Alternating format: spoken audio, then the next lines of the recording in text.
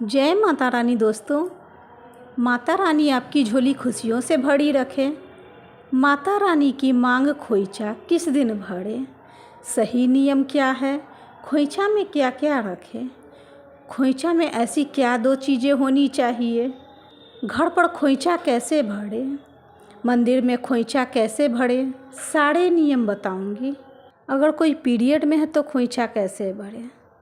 माता रानी को खोइचा अष्टमी के दिन भरना चाहिए।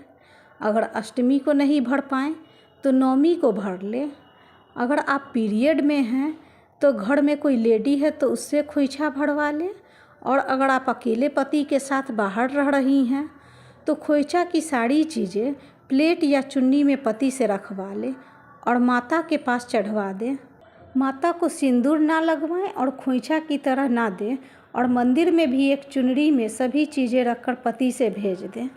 पति वहाँ पुजारी जी को दे देंगे और पुजारी जी माता के चरणों में चढ़ाकर थोड़े से प्रसाद दे देंगे। माता रानी 9 दिनों के लिए बेटी की तरह घर आई है तो बेटियों की जिस तरह हम विदाई करते हैं और खोइचा देते हैं उसी तरह हम माता रानी को भी खोइचा देंगे। अब देख लेते हैं कि माता को मांग खोइचा कैसे भरना है। सबसे पहले माता रानी की मांग में 5 बार सिंदूर लगाएं। उनके सामने एक लाल रंग की चुनरी बिछाएं। दोनों हाथों से अंजलि में चावल लेकर 5 बार चुनरी पर डालें। जैसे बेटियों को खोइचा देते हैं ना, उसी तरह थाली के चावल को उड़ेल कर इस तरह से सारे चावल ना दें। जितना हाथ में उठे उतना ही दें, बाकी प्लेट में रहने दें। उड़ेल कर देने से सुख संपन्नता चली जाती है। अपने घर में भी देखते होइएगा, बेटी को जब भी खोइचा मिलता है तो इसी तरह हाथ से ही उठा कर दिया जाता है।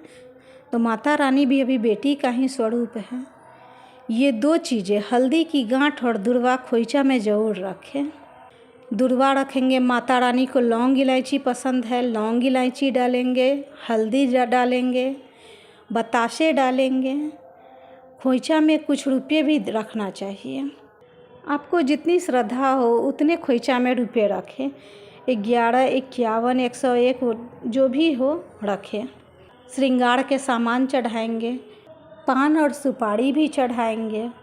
माता रानी को घर में जो खोइचा दिए हैं उसमें से थोड़ा सा चावल निकाल लेंगे। जैसे आप 5 बार खोइचा दिए तो 2 बार थोड़े थोड़े चावल निकाल लेंगे। चावल को फेंके नहीं, इसे रख लें और जो रोज़ हम लोग खाना बनाते हैं और अपने भंडारे में जो जहाँ पे चावल रखते हैं उसके साथ मिक्स कर लें। घर में बरकत बनी रहेगी।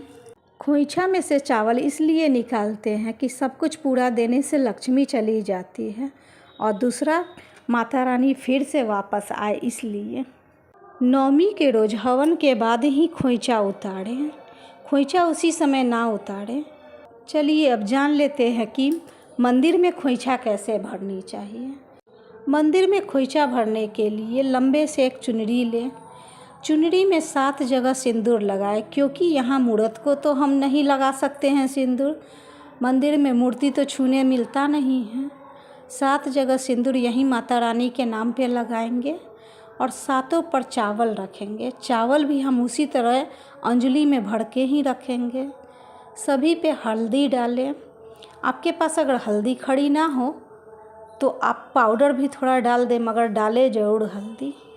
पान, सुपारी, लौंग, इलायची डालें, दुर्वा डालें, फूल डालें।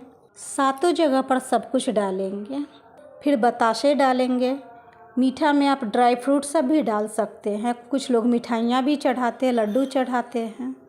लौंग इलायची रखेंगे। जो भी श्रृंगार का सामान आप चढ़ाने वाले हैं वो श्रृंगार के सामान को रखें। इन सभी चीज़ों को माता रानी के पास चढ़ाएंगे। फिर कुछ रुपए खोइचा में डालेंगे। आप 11 रुपया भी दे सकते हैं, 21 भी दे सकते हैं, वो अपनी श्रद्धा के अनुसार है। जो आपके पास है वो दें।